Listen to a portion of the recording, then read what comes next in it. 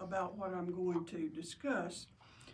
But Kara suggested that I begin by celebrating the fact that 2021 is the 200th anniversary of Sequoyah's development of the Cherokee syllabary. In 5,000 years of civilization, Sequoyah is the only man to create a written language for his people while he himself was illiterate. So that is quite an achievement. And he has always been a hero of mine. And so I created this quilted wall hanging last year during the quarantine in his honor. And when it hangs on my wall, his face is not wrinkled. So I apologize for the way it's displayed. But I want to tell you a little bit, for those of you who don't know, about the history of Sequoyah's syllabary and how he developed it. My figure of Sequoyah is informed by the painting by Charles Bird King, who was paid to do a portrait of Sequoyah and other famous Indian leaders by Thomas McKinney, who was superintendent for Indian affairs in the War Department. And that ought to give us pause anyway, that anything having to do with Indians was in the War Department. Mm-hmm. But he had been involved in relations between Indians and the American government through 4 presidencies, from Madison to Andrew Jackson. And when delegations of Indian chiefs, headmen, and so forth came to meet with the Great White Father, they had to meet first with Colonel McKinney. And so he paid a local artist, Charles Bird King, $20 per painting to do portraits of these Indian dignitaries. So that's where we get that portrait, and since there's no photograph of Sequoyah, that's the only reference we have. So that's why he's got on a turban and a clay pipe and wearing a medal, which I thought would be a presidential peace medal, because a lot of the Indians in these portraits were wearing peace medals. That's not what it was, and I'll get to that in a moment. He was an illiterate silversmith, and in his relation with trading with whites, he noticed that they set great store by what they wrote in these funny little lines on paper, which he called talking leaves. And he felt that the Cherokee would benefit greatly by having a method of communicating with each other at a distance and keeping records. So he started the process of developing a written language. He had no concept of an alphabet and its relation to creating words in English. So what he did was to isolate 86 separate sounds that were involved in the spoken Cherokee language, and he designed symbols to represent those 86 sounds. They were eventually reduced to 85, but that's a whole nother story. So this is my little horn book that has the 85 symbols on it. He spent 12 years developing the syllabary. It was called a syllabary instead of an alphabet because it was syllables rather than letters of the alphabet. And in that 12 years, he had to overcome a lot of obstacles. His neighbors accused him of witchcraft because of all the little marks that he was making. His wife got tired of his work and burned his research several different times. But in 1821, he and his daughter traveled around the Cherokee Nation demonstrating the Cherokee syllabary and how it enabled the Cherokee to communicate. It was really a very simple system because once a Cherokee memorized those symbols and the sounds that associated with them, he could learn to read and write Cherokee in a matter of weeks. And so the Cherokee Nation adopted Sequoyah syllabary as the official language of the Cherokee Nation, and they presented him with a silver medal, and the inscription on the medal reads, "Presented to George Gist," that was his English name, "by the General Council of the Cherokee Nation for his ingenuity in the invention of the Cherokee alphabet." And it was engraved in English on one side and in the syllabary on the other side. The Cherokee government decided that now that they had a written language, they should have a newspaper. And so the government allocated $1,500 to buy a printing press and send it by ship to Augusta, where it was loaded on a wagon and brought to New Echota, where the Cherokee newspaper was printed. And this is a copy of the Cherokee Phoenix that I printed on muslin to put on my wall hanging. And the newspaper was printed at New Echota, and this is a facsimile of what the printing office may have looked like at New Echota at the time it was printed. The Cherokee Phoenix stories were printed in both English and Cherokee, making it the first bilingual newspaper in the United States. And that brings me to my topic for today, which is white opposition to Cherokee removal. The Cherokee Phoenix was first published in 1828, and the Phoenix served two purposes. It introduced the world to the Cherokee and introduced the Cherokee to the world. Because the editor, Elias Boudinot, exchanged issues of the Phoenix with other newspapers around the country, he reprinted their articles about world affairs. There were articles about literature, about religion, all kinds of topics that opened up a whole new world to the isolated Cherokee. But more importantly, the Phoenix introduced the Cherokee to the world because white Americans, some of them subscribed to the Cherokee Phoenix as well. And so the Phoenix printed articles about laws passed by their bicameral legislature and decisions made by the Cherokee Supreme Court. The text of the Cherokee Constitution was printed in the Phoenix. White America, in reading the Phoenix, came to view the Cherokee not as a bunch of savages living in the forest, but as an enlightened people.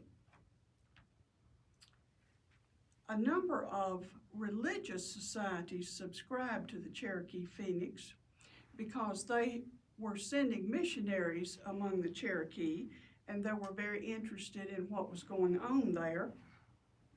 And they began to read about the U.S. government's attempts, and the state of Georgia in particular, attempts to remove the Cherokee and other tribes to land west of the Mississippi.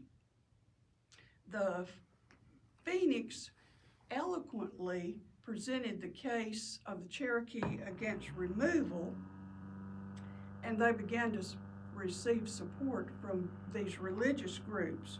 The missionaries were incensed by the idea of removal. The most influential voice among those missionaries was a man named Jeremiah Everts, who was a Yale graduate and was corresponding secretary of the American Board of Commissioners for Foreign Missions. He was very much interested in the Cherokees, had traveled in the Cherokee Nation, was friends with Samuel Worcester, who was the Presbyterian missionary at New Echota.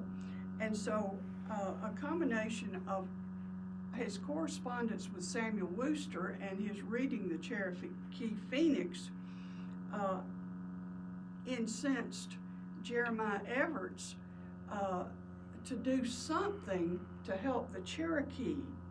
So between August and December of 1829, he wrote 24 essays defending the rights of the Indians, and it was called Essays on the Present Crisis in the Condition of the Indians. He sent the first two essays to the National Intelligencer, which was a very highly regarded newspaper in Washington, D.C., and he sent this cover letter. Gentlemen, I send to you to your paper 2 numbers of a series of essays on the pending controversy between the United States and the Indians, and hope you will insert them. This is a subject which must be abundantly discussed in our country. Some able members of Congress, to my certain knowledge, wish to have the matter discussed. Instead of signing his name, he signed the pseudonym William Penn. It was very common during the early 19th century for writers to newspapers to use pen names. He sent a total of 24 essays to the Intelligencer, and the articles were reprinted in 40 different periodicals, and they were published, a summary of them were published in a separate pamphlet.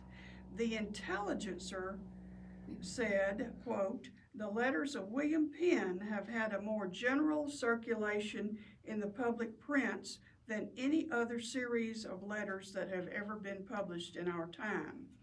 It was a masterpiece of propaganda for the Cherokee and for Indians in general. It contained the historical and legal and moral grounds to opposing the removal of the Indians from their ancestral homelands. The essays were quoted from pulpits across the North and Midwest and West. They were discussed in newspapers throughout the country, but not in the South, because the Southern states were the ones who were pressing to have the Indians removed. In essay number 1, he included a dismissive letter from the Secretary of War to Chief John Ross, saying that the government would not protect the Cherokees against the encroachment of Georgia. And in essay number 2, Penn captured the article completely. I mean, this says it all. He said, "The Cherokees are human beings endowed by their Creator with the natural rights as other man. They are in peaceful possession of a territory which they have always regarded as their own. This territory was in possession of their ancestors through an unknown series of generations and has come down to them with a title absolutely unencumbered in every respect. We might as well ask the Chinese what right they have to the territory they occupy." Everett demonstrated in his essays that the Indian Removal Act was unconstitutional, it was immoral, and he felt that it would lead to untold suffering among the Cherokees. And he was horrified by Georgia's plans to exert control over the Cherokees. When Congress began their 5-month debate of the Indian Removal Act in 1830, the William Penn essays were frequently quoted as point of reference by opposition speakers like Henry Clay and Daniel Webster and Davy Crockett. Chief Justice John Marshall called the essays the most conclusive argument that he ever read on any subject whatsoever. A modern historian, John G. West, has called the essays the most celebrated piece of political journalism since the Federalist Papers. White Americans who became aware of the plight of the Cherokees helped in whatever way was accessible to them. And one example of that was a Shakespearean actor named Edwin Forrest, who wanted to do something to help the Indians, and so he commissioned a playwright to write a play called Metamora, which was based loosely on the true story of the murder of a 17th century Indian called Metamora to take his land. And in December of 1829, the play was presented for the first time at the Park Theater in New York to a standing room only crowd. In the final scene, when Metamora was about to die, he shouted, "White men beware, from the east to the west, in the north and in the south shall the cry of vengeance burst, till the lands you have stolen groan under your feet no more. The wrath of the wronged Indian shall fall upon you like a cataract that dashes the uprooted oak down the mighty chasm." Ladies in the audience swooned. The play was a monumental success, and repertory companies spread out through the North and the Midwest and the West presenting the play to inform white America about what was about to happen. They didn't go to the South because the South was in favor of removal. But finally, they went to a theater in Augusta, Georgia to present the play. And when about halfway through, when Georgians realized what the point of the play was, they booed the actors off the stage and closed the theater to further performances. One of the most interesting attempts to oppose Indian removal is the first mass political action by women in the United States. In 1829, Jeremiah Evarts was visiting his friend Lyman Beecher in Hartford, Connecticut, and they discussed the plight of the Cherokees and the threat of removal. Beecher's daughter, Catherine, was present during that discussion. She was a 29-year-old spinster who ran a school for girls. And incidentally, one of her students was her 9-year-old sister, Harriet, who went on to write Uncle Tom's Cabin.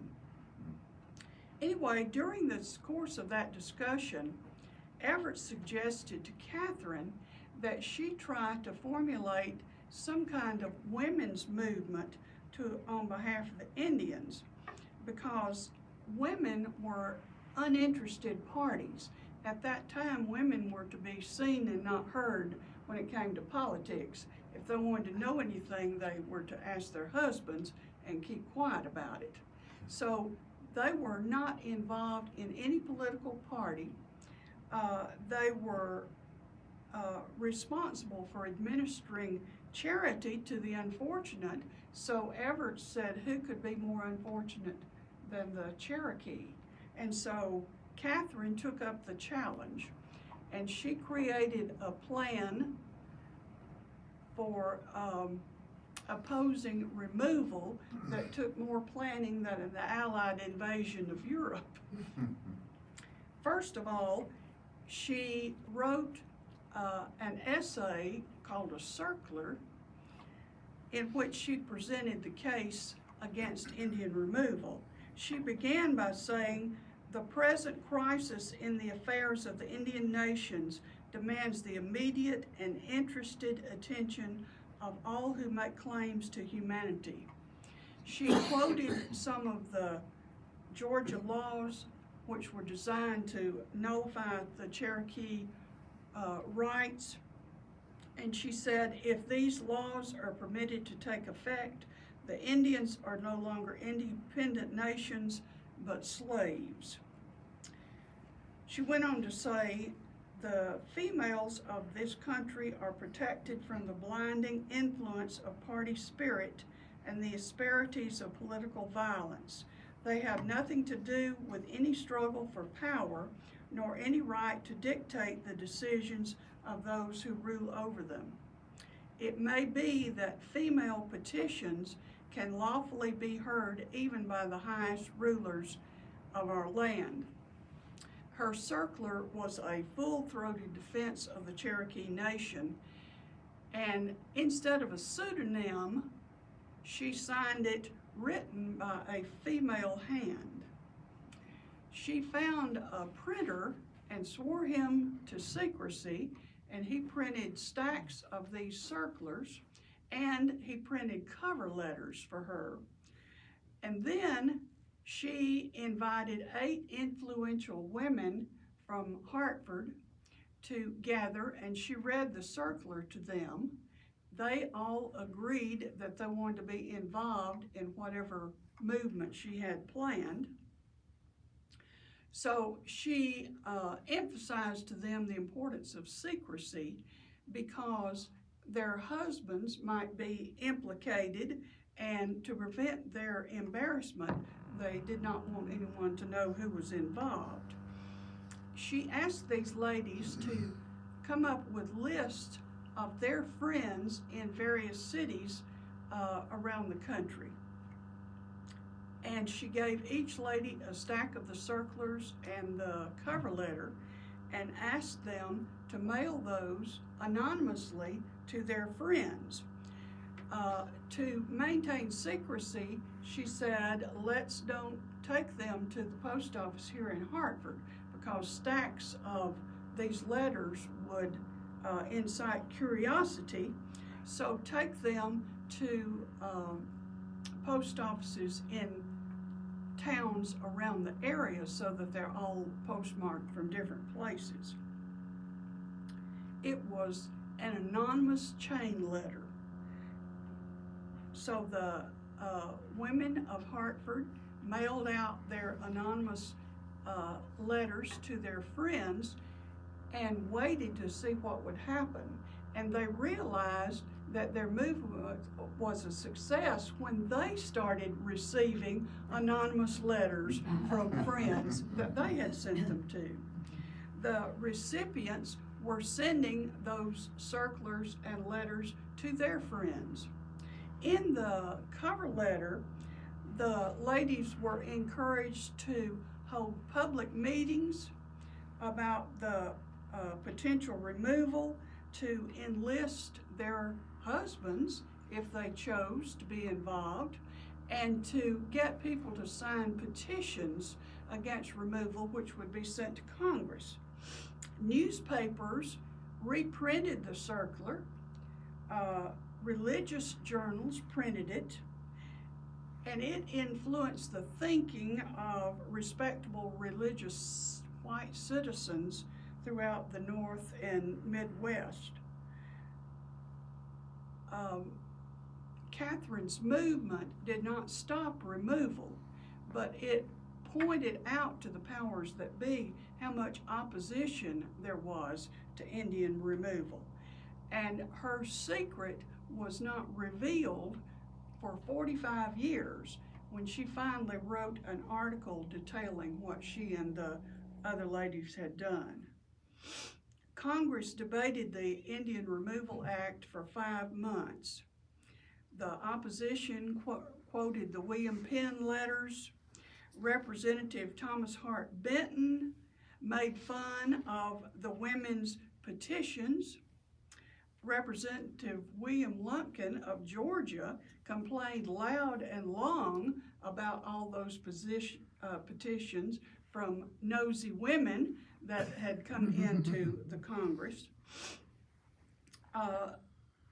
Perhaps the most poignant speech of all during that debate came from Senator Henry Storrs of New York, who said the Indian Removal Act was nothing but a naked attempt to clear Indians from Southern real estate. In speaking of the Indians, he said, "I am heartsick of seeing them at our door as I enter this hall, where they have been standing during the whole of this session, supplicating us to stay our hand. There is one plain path of honor. Retrace your steps, acknowledge your treaties, confess your obligations, redeem your faith, execute your laws. Let the president revise his opinions. It is never too late to be just."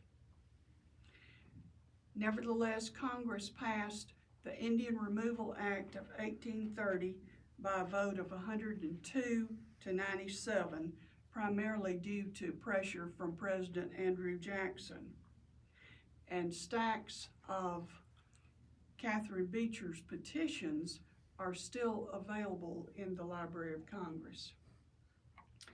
I would like to conclude my story by showing you my latest quilt, which is a tribute to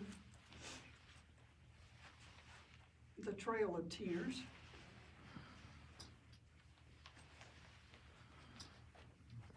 And the 9 little squares are the 9 states through which the Cherokee traveled on their way to Oklahoma. Wow. Interesting. Thank you.